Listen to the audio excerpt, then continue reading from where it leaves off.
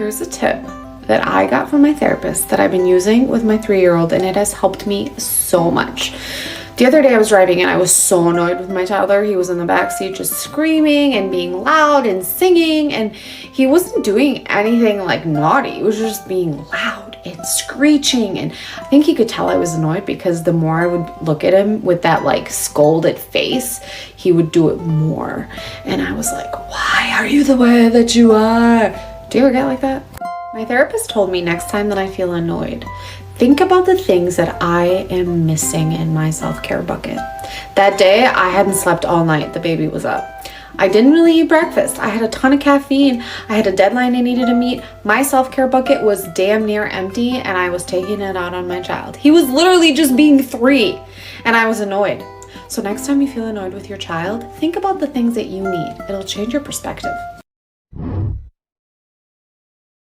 Mistake that many new gentle parents make, part 4. And it is to view behavior the same way as traditional parenting views behavior, which is something that needs to be stopped ASAP. So if that's the mentality, that's the goal when they apply gentle parenting strategies. I'm doing this to stop a behavior. Educated gentle parents see behavior as communication. They know that every behavior communicates a need. Their goal is not to get their kids to understand, but for them to understand what their child is trying to communicate. And when they apply a gentle parenting strategy, they apply with that goal of meeting the child's need. Because they know that once they meet the need, then the behavior de-escalates. And that's parenting with understanding. Deep breath. Okay, let's talk and then I will help you. What do you want? Do you want a blue stroller? Yeah. Okay, we need to talk first and then I will help you. First of all, Mommy and Daddy both said to stop your body. You are not to go in the garage by yourself. It's dangerous in there. There are tools and things that can hurt you. And you scared Mommy and Daddy, okay? Okay, you scared us. We thought you were gonna get hurt. So when we say stop your body, it's because we're worried about you and we want you to be safe. So we were telling you to stop so that you could talk to us. Hey, it's okay. You're not in trouble. You're not in trouble. It's okay. You're okay, baby. You're okay. I'm going to help you, okay? Gracie, but you honey. didn't have an adult with you. Okay? Do you want a hug? Okay. It's okay. It's okay. Daddy's not angry with you. Mommy's not angry with you. We were worried about you. You scared us a little. We want you to be safe. So when you go in the garage, you need to have an adult with you like Mommy and Daddy. Okay? All right. So you wanted a blue stroller? Is that what you said? The one that we go for our walks with? Or do you have a little one? Where is this? You think it's in the garage? Yes, it is. You sure? Yes, it is. Okay. I'm gonna go look for it. Would you like to stay here and play with your kitchen while I go look for it, or do you want to come help me look for it? I'm help with you. Okay.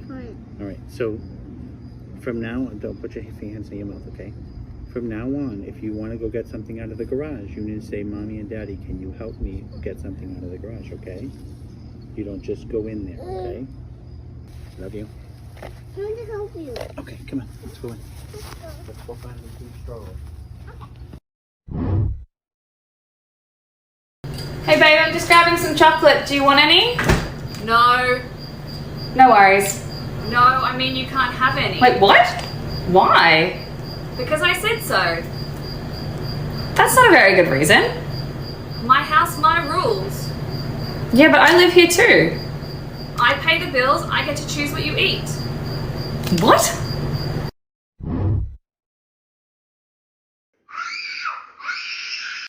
The comments on that video telling this mother to go and spank this child, beat his butt because he's screaming over a cookie as toddlers do is absolutely appalling. And don't go back and give that creator any hate because I see her in the comments and she is just as appalled as I am. So what do you do when you give your child a broken cookie instead of a whole cookie and they freak out? In the moment, you might say, I know this is so frustrating. I'm going to leave this cookie right here for you. If you want to eat it, it's there. And I'm going to sit on the couch. You tell me if you need any help. You could try distracting, you could try going outside and saying, I'm gonna scream with you because this is so frustrating. Help the child release the emotion and tell them what the emotion is that they're feeling. Then in calm times, not in the middle of a tantrum, you're gonna teach calm down techniques, like breathing, like what they can hit if they're that frustrated. This is a master class in how to compliment your kids. Listen to the specificity that he gives and just how endearing he is when he does it. So I'm going to sit over here and not talk for the rest of it. Just listen to this. Hey, can I just tell you something? Can I tell you that you have done such a good job with the move? And you've gotten just through everything with barely any complaints. You've got a brand new room. There are brand new people in your life. That's hard. New surroundings. It's a different climate. And you're just killing the game. You know what I'm saying? I really appreciate that about you. I appreciate that you're a laid back dude and that you just handle life changes with such panache and aplomb. You know what I'm saying? Yeah. Just hear how he accepts it. It's just a great. I love you. And we're just going to keep on rolling and keep on being a really cool team. You know what I'm saying? Love you identify that you're a team. Yeah. Fear that if you raise your children under gentle parenting, they're going to crumble up when they face unsupportive adults, dismissive, disapproving, just rude people. Let's do an exercise. Close your eyes right now and remember the time that you faced those adults growing up. How did you respond to them? Were you able to set boundaries? Were you able to ask for help to other adults? Were you able to express clearly what you needed? And it's because your parents didn't give you the tools to understand your emotions, communicate them clearly, and the trust to tell them whatever you were going through at the moment. Your children are growing up with those tools. You are truly breaking a cycle. No, they're not going to crumble up. They're going to stand up. Parenting in public in a society that expects you to control your children can be really difficult, especially if you've got a strong-willed little one, if they're in a difficult stage, or if they're not neurotypical. So I just wanted to share one tactic that has worked for me time and time again when I'm in public with my kids. My 4-year-old son is really strong-willed. He doesn't respond well to a lot of my normal strategies that I would have tried with my daughter. But I've got one that works really well with him, and it's what I call specific distractions. Usually I just look around the environment and find a task for him to do. And for him, that works really well. I'll give you an example. Yesterday we were waiting outside my daughter's school to pick her up, and he can get really antsy during that time. He doesn't do well just, standing and waiting, as most 4-year-old boys don't.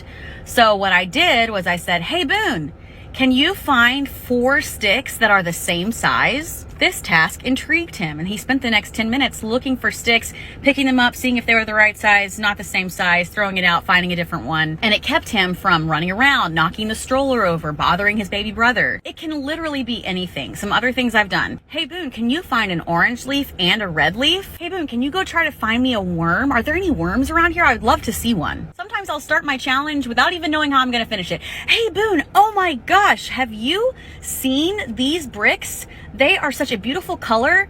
Let's think about what they used to make these bricks. It's a great way to keep your child engaged and to not have to divert from destructive behaviors or, things that would require any type of discipline or coaching. And instead it just gives them something to do, something to be active with. And for kids like my son anyway, it works like a charm. The biggest difference between permissive parenting and gentle parenting is boundaries. Firm, consistent boundaries. In gentle parenting, we acknowledge that us setting and holding a boundary may be something that isn't what our child wants, and is something that is going to make them upset, disappointed, angry, sad, etc. Permissive parenting might let go of the boundary so that their child isn't feeling upset. In gentle parenting, we still hold the boundary, but validate them in being upset, and instead teach them how to deal with that disappointment, sadness, whatever, instead of just avoiding it. However, there are some times whenever children push boundaries because there is an unmet need. In those situations, kind of shifting to meet that need is not permissive. And some behavior is due to overwhelm of emotions. In those moments, holding space and being safe for your kid is not permissive, as long as at another time you teach them how to healthily deal with that. It is never too late or too early to start conscious parenting or gentle parenting. Whether you have a newborn baby at home or a 15-year-old, you can still use these strategies because it's about treating them like a person and just trying to focus on teaching them. Now, it will look very different for a 3-year-old versus a 10-year-old because as kids get older, we're able to step back more into more of a role like a consultant, trying to help them along the way. Then for younger kids, we need to be a little bit more involved.